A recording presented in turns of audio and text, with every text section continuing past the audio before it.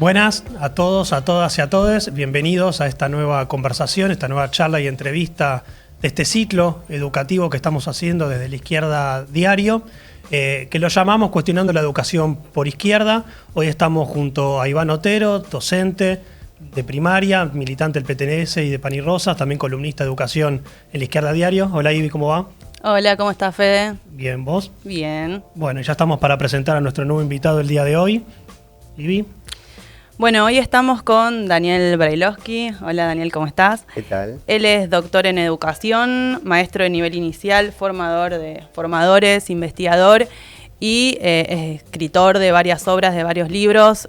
Vamos a nombrar los dos más recientes, que es Pedagogía entre paréntesis y el libro que tenemos acá con nosotros, El jardín y las maestras jardineras. Mostramos a cámara.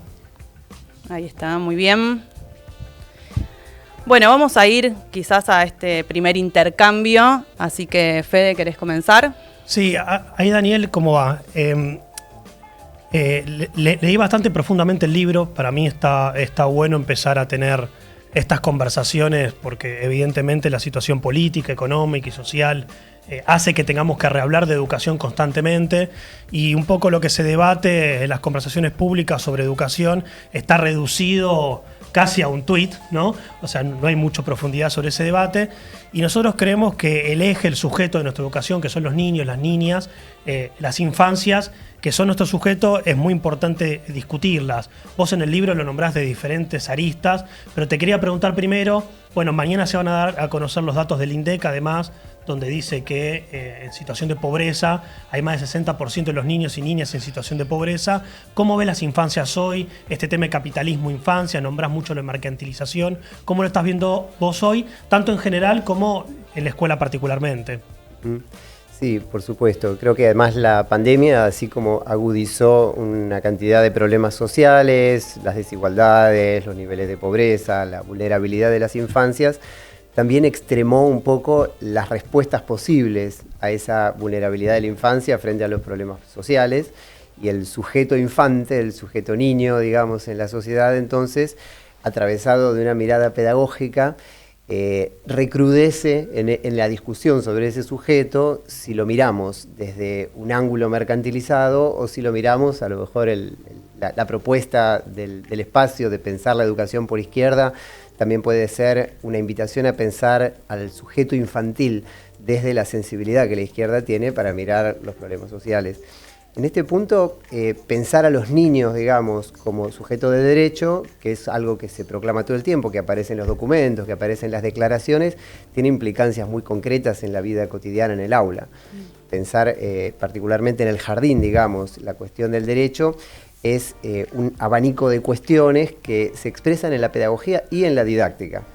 Es decir, cómo enseñamos, cómo organizamos la enseñanza todos los días, cómo miramos los objetos de conocimiento que se llevan al jardín para pensar el mundo, para abrir ventanitas, digamos, a través de las cuales los chicos aprendan a nombrar, aprendan a mirar, aprendan a pensar. Tiene un poco que ver también con esa sensibilidad. Entonces no es un problema que se discuta solamente en las altas esferas de la política, sino que hay una dimensión política del terreno cotidiano que pisamos cuando estamos en la sala con los chicos, ¿no es cierto? Creo que ahí trato de apuntar un poco en las conversaciones, en los debates que se abren en el libro. Entonces se abren un montón de ejes que tienen que ver un poco con la mirada sobre el mundo desde el eje de la educación ambiental, por ejemplo, que es un tema que se abrió desde la pandemia, pero también con las propias palabras que usamos para hablar de los chicos. Todas las pedagogías, históricamente, en el libro inicial, hablaron de libertad, hablaron de autonomía, hablaron de la búsqueda del niño, de su individualidad, como decían los escolanovistas hace 100 años, pero las versiones de mercado de todo eso tienen que ver con una educación que no busca la autonomía o la autodeterminación de las personas, sino cierto adoctrinamiento de la gestión de las emociones, que piensa la cuestión en términos de emprendedorismo, en términos de innovación, en términos de una mirada neobiologicista que se apoya mucho en el cerebro. Y cuando los docentes de nivel inicial reciben en las publicaciones que están tan de moda, que circulan de una manera tan atractiva, que se presentan en todas las capacitaciones que se arman en todos lados, aparece la neurociencia, aparece la educación emocional, aparecen las propuestas innovadoras, aparece el emprendedorismo, aparece la gestión de la calidad, aparece la idea del docente como facilitador. El alumno queda puesto en ese lugar de cliente que tanto venimos criticando desde hace décadas, desde las pedagogías, digamos, más progresistas, desde las pedagogías más contestatarias, y sin embargo, el brillo que le pone todo este lenguaje mercantilizado a estas propuestas pareciera que son realmente novedosas, pareciera que vienen a superar algo. Que no hay adoctrinamiento. Exacto, o que son apolíticas, qué sé yo. Pero digo, hablar de motivación y no de interés es una decisión política. Porque la motivación se supone que es algo intrínseco de la mente del alumno y el interés tiene que ver con depositar algo sobre las cosas del mundo, ¿no? Las cosas son interesantes y los sujetos están motivados. Del mismo modo, no es lo mismo hablar de contenidos que hablar de competencias, capacidades o habilidades, ¿no? Los contenidos hablan del mundo. Los contenidos son las plantas, los animales, los procesos históricos, las montañas, las personas en sus vínculos sociales, las instituciones. En cambio, las competencias, las capacidades, las habilidades son cualidades del sujeto, no del mundo. Contenido, la competencia implica a alguien que sea competente, la capacidad de alguien que sea capaz. El contenido no tiene un verbo, no contenidamos, ¿no es cierto? Sino que el contenido es una invitación a mirar el mundo, no a mirarnos el ombligo, como diría Jorge La Rosa, que tiene un texto muy lindo que habla de cierta ombligocracia del pensamiento pedagógico de derecha, digamos. Claro, acá porque vos en el libro, además de cuestionar estos conceptos que están tan presentes hoy, tanto por arriba en los medios o en la propia campaña electoral, que lo escuchamos bastante, como también la intromisión de esos contenidos en los diseños curriculares, en las formaciones docentes, en las capacitaciones, pero a su vez también creo que hace como una contraposición con muchas voces desde las propias aulas, de las propias salas, donde los docentes no lo trabajan tan así, sino que también lo piensan bastante de otra manera, cómo reorganizar todo ese proceso educativo sobre otros valores, otras bases. Sino también podríamos, hay muchos que dicen, bueno, ya está todo perdido, esta es la educación del futuro, tenemos que aceptarla. Yo veo como cierta resistencia a las aplicaciones de esos conceptos, tanto en la pedagogía en general, pero vos nombraste algo en particular como la didáctica, que me parece que es la que más conduce el proceso educativo.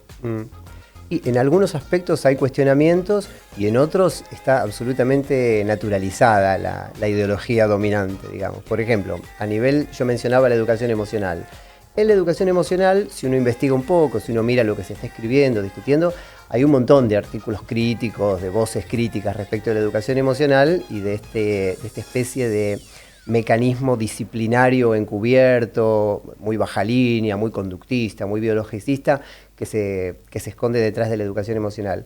En cambio, por ejemplo, en los discursos sobre las tecnologías, en relación a las infancias, creo que hay una naturalización a la que todavía le falta un montón.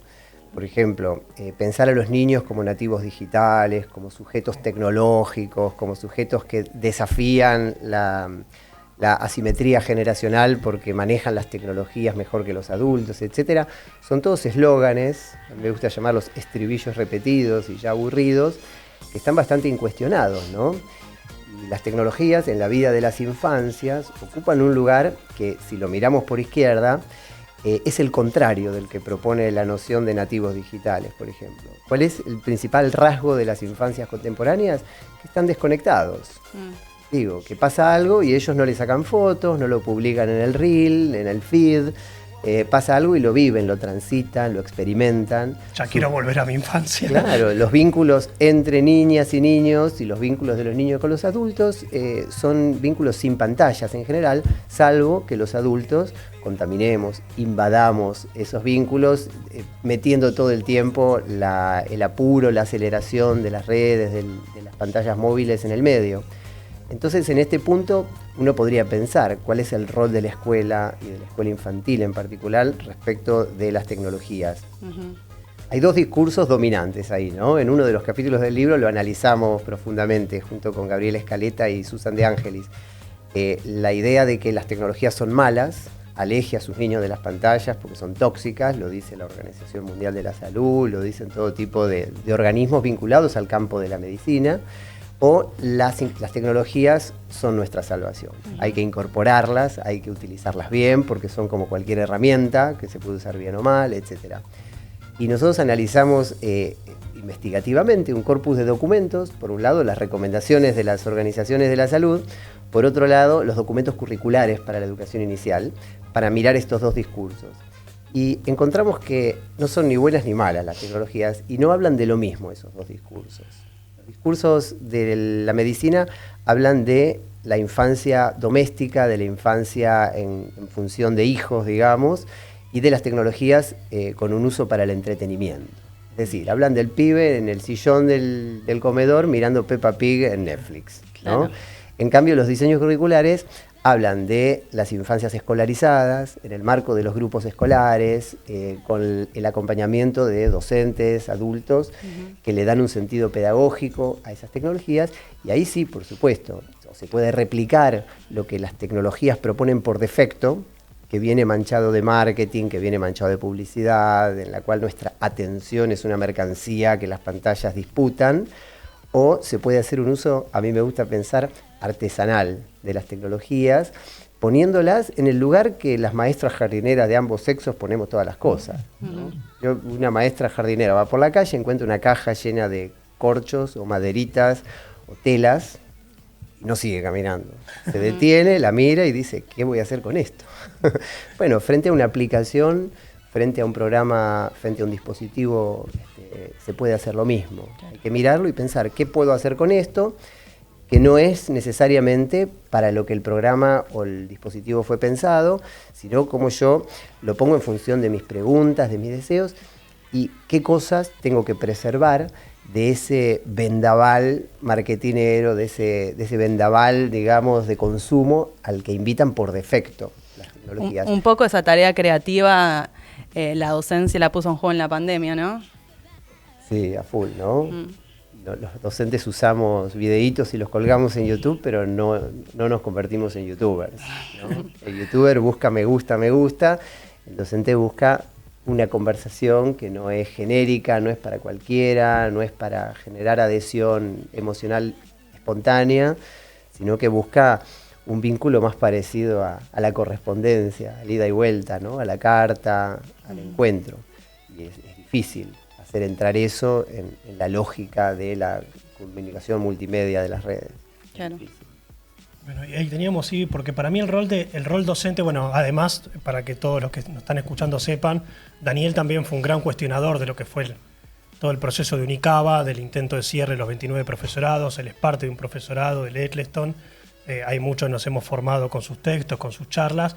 El rol docente, maestras jardineras, ahí había algo que estaba bueno.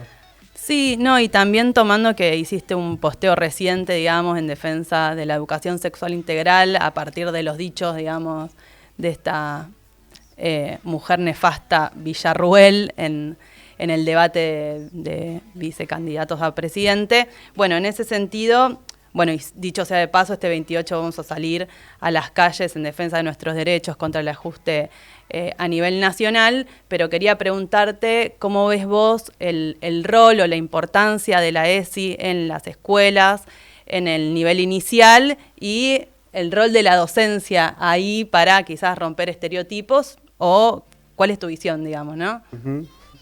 Bueno, cuando yo me formé en los años 90 como profe de inicial, ya existía una crítica con un sustento, digamos, más general, sin el apoyo institucional, sin el respaldo fuerte de la ESI todavía, respecto de los estereotipos de género. Me acuerdo que yo había formado un grupito de investigación independiente, muy espontáneo. Hoy lo pienso con cariño. ¿En qué profesorado? En el Normal 1 me formé yo. Somos recibidos del 1 también nosotros dos. Mira, bueno, en el Normal 1. Padrón de graduados. Y junto con algunas colegas, entre ellas Elena Santa Cruz, que ahora es titiritera y escribe, es vecina de editorial con este libro, pensábamos la cuestión de género y no disponíamos de el enorme volumen de discusiones. Era un tema raro, era un tema que nadie le interesaba ni conocía demasiado, y con el correr de los años, prácticas que estaban muy instaladas en la sala, como por ejemplo hacer una caja rosa con juguetes para nena y una caja celeste con juguetes para nene, hoy son vistas como una especie de obvio que no, digamos. Claro. La fila de nenes y la fila de nenas hoy es obvio que no, a nadie se le ocurriría, digamos. Si bien cada tanto uno se encuentra con algún mastodonte que todavía lo sigue haciendo, ese tipo de cosas, pero la cuestión de los derechos de género, la cuestión de la mirada sobre las infancias, como una mirada que con toda la discusión teórica que venimos teniendo, desde la sexualidad infantil vista por el psicoanálisis hasta las teorías más en clave de derechos que están detrás de la ESI, y esta idea integral, es decir, que no se reduce a lo biológico como le gustaría a Villarruel, sino que abarca lo afectivo, lo psicológico, lo social, lo político. Esa integralidad para mirar lo sexual ha entrado ya en el sentido común de los docentes. Eso me parece que los cuestionamientos son, los cuestionamientos rancios que se hacen desde ese espacio político, son cuestionamientos que es difícil pensar que puedan tener mucha resonancia una vez que hemos ganado ya no solo en el texto de la ley, porque uno puede derogar una ley, pero uno no puede derogar una convicción social, una cosa instalada en la cultura y en el discurso de las escuelas, en el pensamiento, en las convicciones. Eso no se deroga con ningún decreto, ¿no es cierto? Quizás la otra ola verde que tal vez se viene esté en una posición todavía más germinal, y ahí sí necesitamos una militancia más fuerte, porque otra de las cosas que se dijeron desde ese espacio político es que la libertad de los empresarios de contaminar los ríos, por ejemplo, es la libertad que avanza, y sucede que la otra ola verde, que es la de la educación ambiental, que también se ha sancionado una ley de educación ambiental integral y que comprende no solo aspectos vinculados a la mirada de las ciencias naturales y de la parte biológica de la contaminación, sino a pensar los problemas ambientales como problemas sociales, incumbe y mucho al trabajo de las escuelas y de las infancias. Sigue todavía muy instalada la idea de que hay que cuidar el planeta. Fíjate que si hablamos de cuidar el planeta, los efectos de los crímenes ambientales están muy lejos, porque el planeta es muy grande. En cambio, si no es el planeta lo que hay que cuidar, sino es nuestro cuerpo, el aire que respiramos, el agua que tomamos, la salud de nuestros seres queridos, el ruido que nos aturde, el humo que nos hace toser, creo que los problemas están más cerca y son más fáciles de ver. Entonces, partir no de una idea abstracta del planeta que se deteriora, sino de conflictos y problemas ambientales reales y cercanos, es un ejemplo didáctico de una visión política sobre un tema sensible y actual como la educación ambiental, ¿no? Sí, está bueno eso porque yo leía, bueno, es una conversación que tenés con tu padre, que yo lo conocí en otros momentos, tanto como profe mío en el CBC, como por varias entrevistas que le hemos hecho por el tema Riachuelo centralmente, que él hizo un gran trabajo sobre eso, que cómo incorporar, que vos ahí tenés un diálogo, como son como dos especialistas, dos miradas que se integran, cómo incorporar la cuestión ambiental al diseño curricular y también a la didáctica, que me parece que eso es lo más novedoso que traes vos, ¿no? Porque hoy nosotros estamos cuestionando los contenidos que hay en la escuela pública. Charlamos con una compañera en Mendoza donde toda la cuestión de la minería está presente incluso en textos infantiles, muy bien diagramados, aparte sobre el pequeño minero, que le enseña al niño cómo ser un futuro minero. O yo recientemente estuve en la revuelta en Jujuy, en el levantamiento donde las docentes te contaban que el problema del agua, por la extracción que se necesita para la extracción del litio, no solo un problema de que la escuela se queda sin agua, sino que las comunidades se quedan sin agua para sus propios animales. Y en contrapartida, tanto Ledesma, que si bien trata todo el tema cítrico y de papel, como de las grandes empresas extractivistas, se meten con todo en la educación. Vos ahí proponés como agarrar una didáctica medio así muy concretita en el aula, más ligado al nivel inicial, que cómo sería, porque la verdad muchos compañeros que nos están escuchando dirían, bueno, ¿yo cómo trabajo esto en el nivel inicial? En primaria es un poco más sencillo, uno tiene un contenido, lo debate, lee un texto, lo pone a consideración, bueno, busca información, lo que fuese. Secundario un poco más fácil, pero en nivel inicial, ¿cómo se puede hacer? Bueno, hay una línea de trabajo, me apoyo en lecturas, por supuesto, lo he conversado y he leído a Aldana Telias, a Laura Canciani, autores que trabajan en esa línea, y mucho de lo que ha trabajado mi propio padre, que yo crecí en un ambiente muy, muy sensible a la cuestión ambiental, entonces esas ideas siempre estuvieron rondando. Pero en lo estrictamente didáctico, si uno mira lo que ya se hace en las escuelas y en los jardines, lo que más se hace es separar residuos, es decir, poner un tacho de un color, otro tacho de otro color, lo cual no está mal, es ayudar a la gente que tiene que hacerlo, en realidad porque le pagan para eso a las distintas instituciones públicas, a darle un espacio a la separación de residuos. se juntan tapitas para reciclar, o se juntan otros materiales para reciclar, o se arman botellitas de amor, cosas por el estilo, digamos. Eso es lo que les reconviene a las grandes empresas y compañías contaminantes, que asumamos la premisa que está detrás de esas acciones, que es que los niños pueden salvar el planeta con pequeñas acciones individuales. Claro. Incluso impulsado por las propias empresas que contaminan. Exacto, que a su vez y les además sirve... que ellos son responsables de la contaminación, o sea, ese Exacto. pequeño niño. Hay que culpabilizar a las víctimas infantiles Claro. y que se hagan cargo los niños, porque el planeta es de ellos son los responsables, Claro. la próxima generación se tiene que ocupar.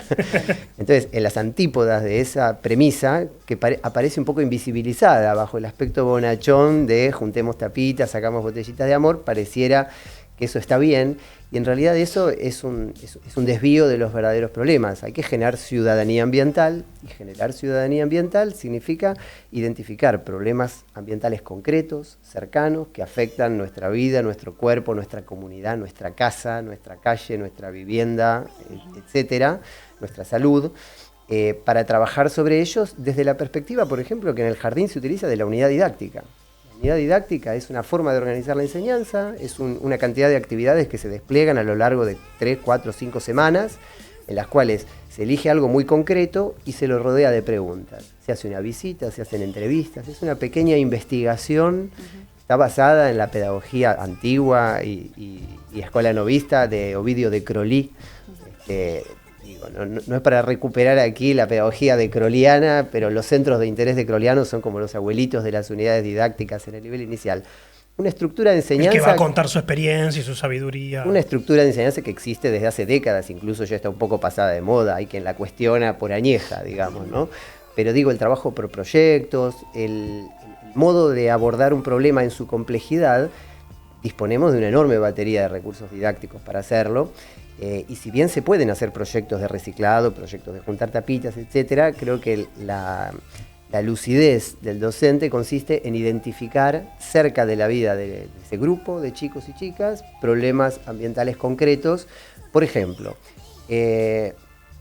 no se puede ver el cielo con estrellas de noche en la ciudad.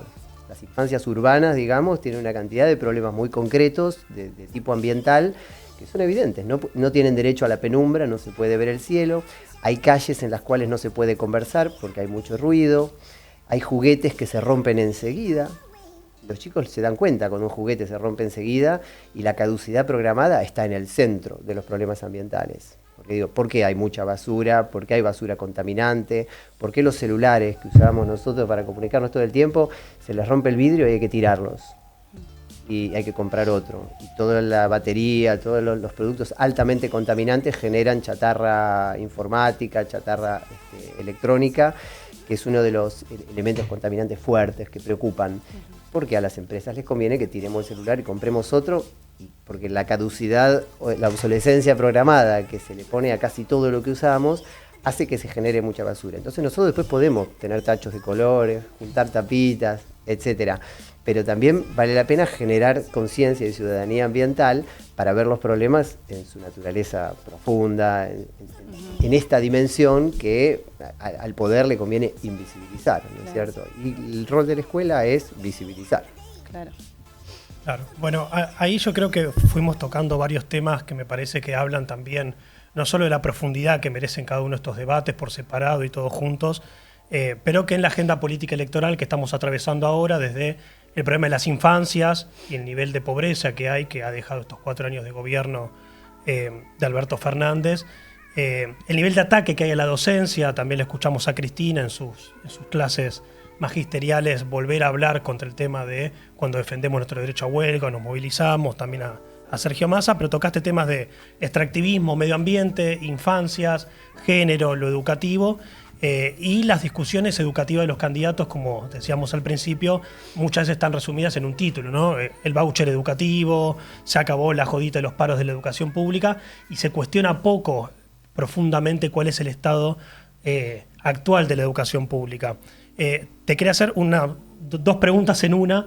O sea, uno, bueno, ¿cómo ves la situación de la educación pública actual, más en general, y relacionado con las propuestas de los candidatos? ¿Y cuál crees que tiene que ser nuestro rol, el rol de la izquierda, para cuestionar esta educación profundamente capitalista y hacia dónde de alguna manera deberíamos llevar nuestro imaginario, nuestro pensamiento o nuestro propio programa para cuestionar profundamente la educación. Bien, está buena la pregunta. Sí, es verdad que tocamos muchos temas, un poco porque giramos alrededor de un poco de este libro que tiene más que una profundización de una temática, una especie de propuesta de una agenda pospandémica para la educación infantil, y que bueno, se trata no solo de qué digamos, sino cuáles son los temas que hay que poner sobre la mesa para discutirlos, para abrirlos, para desmenuzarlos, ¿no? Ahora, en cuanto a las críticas a la escuela, criticar a la escuela es el deporte favorito de los pedagogos a izquierda y a derecha, ¿no? Todo el mundo critica a la escuela se la critica desde hace mucho tiempo. Si uno se remonta a los textos bíblicos de la educación, es decir, a la didáctica magna de Comenius, al Emilio de Rousseau, a los textos de Pestalozzi, a los clásicos recontraclásicos, ya criticaban a las escuelas de su tiempo y de su época. Siempre existió la sensación en el discurso pedagógico de que hay una escuela que no nos sirve del todo porque es demasiado algo y tiene que ser otra cosa. Siempre existe esa sensación porque es una función permanente e histórica del discurso pedagógico. Ahora, en esta época que nos toca vivir a nosotros, esa crítica a la escuela coexisten dos tesituras de la crítica, me parece, ¿no? Una por derecha y otra por izquierda. Entonces me parece que distinguirlas creo que es parte de la tarea de una pedagogía y un programa para la izquierda. Distinguir entre las críticas que se hicieron a principios del siglo XX, a mediados del siglo XX a la escuela, porque de la pedagogía del oprimido de Paulo Freire, y hay una denuncia ahí, ¿no es cierto?, hacia la escuela. La escuela se parece a un banco. La escuela le da a los chicos un conocimiento y después les exige a cambio un interés, un reintegro, y les paga o les cobra. Entonces esta idea del alumno clientelizado, del alumno oprimido, etcétera, es criticar a la escuela en su semejanza con el sistema financiero, digamos. No es lo mismo criticar a mediados del siglo XX a una escuela sólida, a una escuela, digamos, que como institución social no estaba cuestionada, que criticarla ahora con argumentos en los cuales uno no ve al docente como un opresor, cuyo poder hay que deponer y atenuar en beneficio del alumno al que hay que liberar, sino criticar al docente vago porque hace huelga, criticar al docente porque no sabe nada, decir que mejor los chicos hagan homeschooling y se eduquen con tutoriales de YouTube, etcétera. Porque creo que hoy por hoy criticar a la escuela no es lo mismo que criticarla hace 50 años. Hace 50 años la escuela era una institución incuestionada y cuestionarla era atenuar un poco los efectos secundarios de su excesivo poder. Y hoy la escuela es una institución frágil y sin embargo es la última burbujita de igualdad que nos queda. Si la seguimos disparando a matar, la rompemos y no nos queda nada.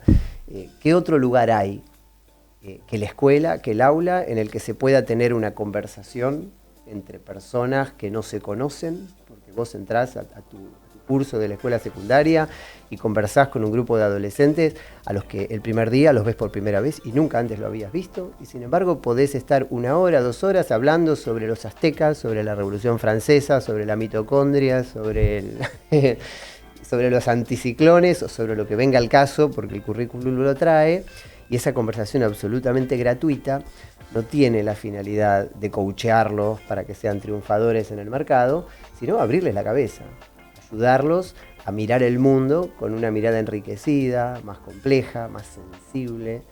Entonces la apuesta de la conversación en el aula es una apuesta no demasiado dirigida a un objetivo puntual, no demasiado dirigida a que los chicos... A ver, nos olvidamos casi todo lo que estudiamos en la escuela. Digo, ¿quién se acuerda de esto, de eso, de la mitocondria? ¿Qué es una mitocondria? ¿Qué sé yo? Y sin embargo, ¿no valió la pena que mi profe de biología, a la que odié, además me acuerdo, era malísima, me haya enseñado esas cosas de la mitocondria? Sí valió la pena. Porque ese día que yo aprendí lo que era una mitocondria, mi mirada sobre el mundo se volvió una mirada un poquito menos ingenua. Aprendí a sospechar que dentro de las cosas vivas hay algo misterioso e interesante, y aunque en ese momento me haya hinchado tener que estudiarlo y haya dado el examen y me lo haya olvidado y haya puteado un poco, el mecanismo por el cual las personas en la escuela se acercan a la cultura es un mecanismo que si utilizás el lenguaje de Twitter y te quedás en el meme y te quedás en ese nivel de análisis muy superficial que caracteriza al debate público sobre la educación en las redes, etcétera, por supuesto, mirá, lo estudió para el examen y después se lo olvidó, entonces la escuela es una porquería, no sirve para nada, porque no retienen en el cerebro a largo plazo y no lo aplican para después ganar dinero. Sin embargo, no es esa la función de la escuela. La escuela no está para generar, digamos, sujetos exitosos de una manera directa como consecuencia de aplicar lo que aprenden, sino que está para abrir la cabeza, para generar miradas, sensibilidades, y que podamos vivir. A mí no me interesa solo mi educación o la de mis hijos, me interesa la de todos, porque es el mundo en el que vamos a vivir juntos, ¿no es cierto? Eso no significa desmerecer el lugar de los contenidos, porque nada de eso puede hacerse sin una mitocondria adelante, digamos, ¿no? En cuanto al programa de la izquierda que me preguntabas, creo que tenemos que ser más propositivos quienes pensamos desde la izquierda. Por supuesto, la diferencia entre la falsa novedad que trae la derecha, ¿no es cierto? Que quiere, digamos... que es la más vieja novedad. Sí, que es la más vieja novedad, digamos, de reflotar el biologicismo de la educación sexual, qué sé yo. Bueno, las falsas novedades de la derecha lo que tienen es que prometen cierta eficacia, ¿no? Adiestre usted su cerebro en 2 sencillos pasos y se convertirá en un sujeto exitoso. Y le daremos un voucher para que elija dónde quiere. Y le daremos un voucher, claro. Entonces, claro, como está lleno de promesas, de eficacia, entonces en este punto creo que no es necesario ceder a ese tipo de eficacia, pero sí a lo mejor recuperar en cada campo de la agenda contemporánea de la educación, en la educación ambiental, en la educación sexual, en la discusión curricular, lisa y llana, ¿sí? Porque hay conceptos curriculares dentro de cada campo que merece la pena discutir. Ejemplo simple, el pensamiento computacional.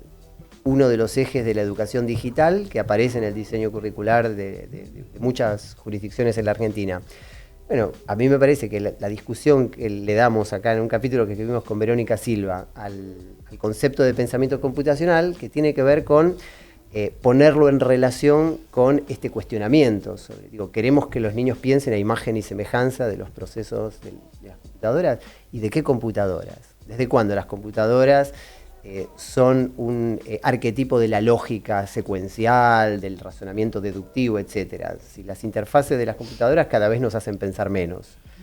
Uno mete los dedos y enseguida aparece un cartelito que dice cuidado, cancelar, ¿estás seguro? Sí, ¿no es cierto? Entonces hay algo del concepto de pensamiento computacional que nos pareció cuestionable, y entonces en vez de eso, así como en vez de juntar tapitas queremos ciudadanía ambiental, en vez de pensamiento computacional queremos una mirada crítica sobre los efectos que en la cultura tiene nuestra relación con las tecnologías, que no solo nos sirven, sino que también nos interrumpen, nos verticalizan, nos desigualan, nos distraen, ¿no es cierto? Entonces hay algo desde la perspectiva de las infancias que a lo mejor vale la pena jerarquizar ahí, y ese es un ejemplo de una discusión curricular.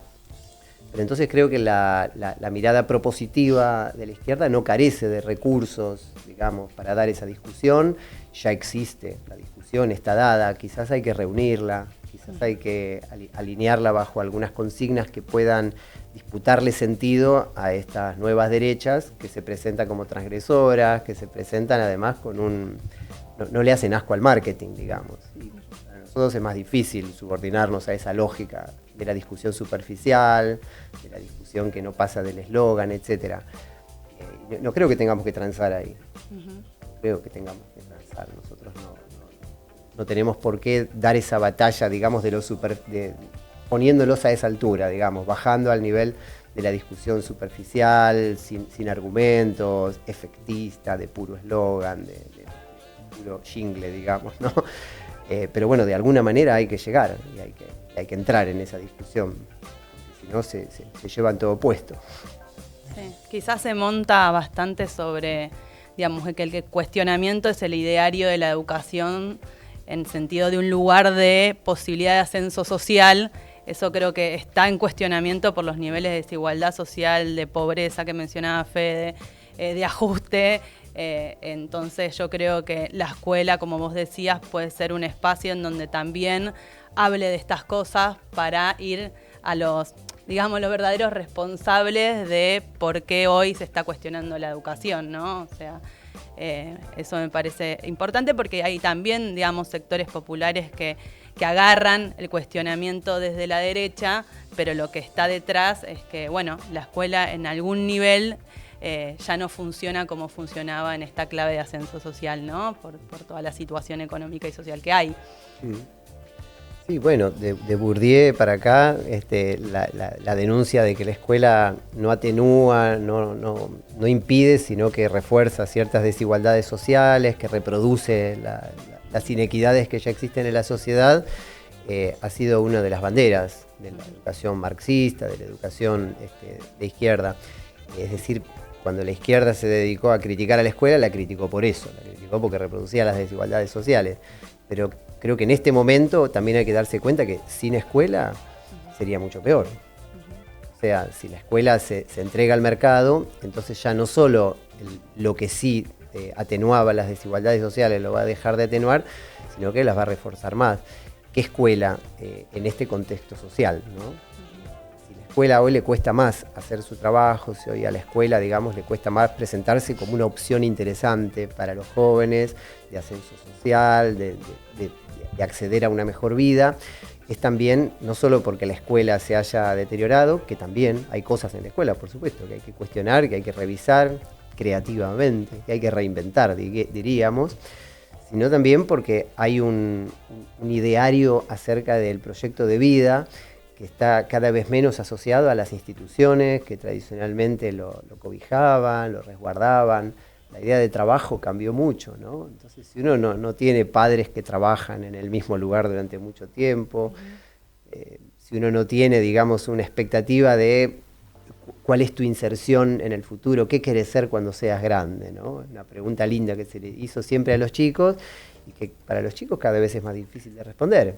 En el jardín siguen respondiendo, astronauta, bombero, etcétera, y está buenísimo que respondan eso, pero preguntá a los chicos adolescentes qué quieren ser cuando sean grandes y ya no quieren ser astronauta o bombero, quieren ser youtuber,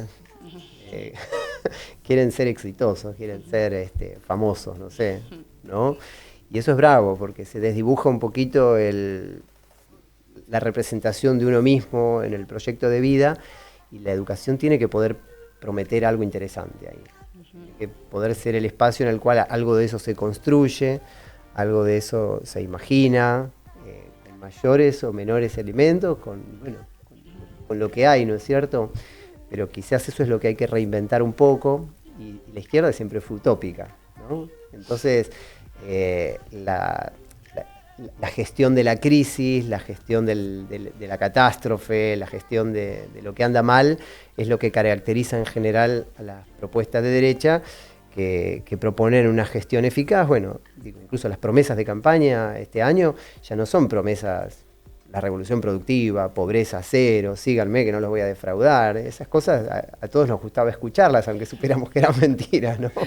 Pero ahora no, ahora la propuesta es más ajuste. Proponen más ajuste. Proponen más ajuste que el que pide el fondo.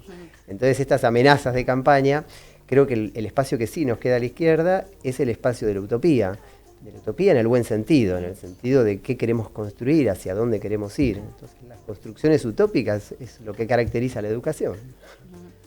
Sí. Creo que por ahí debería ir el programa educativo de la izquierda. Muy bien. Bueno, gracias Daniel por esta conversación. Creo que en esta parte de la utopía me parece que está bueno porque recién charlamos medio antes de la charla y charlamos un poco por privado también de que la izquierda ha tenido grandes propuestas educativas ligadas también a procesos revolucionarios, a cómo dar vuelta a la escuela capitalista y hacer una escuela realmente hacia los deseos, las necesidades de las grandes mayorías.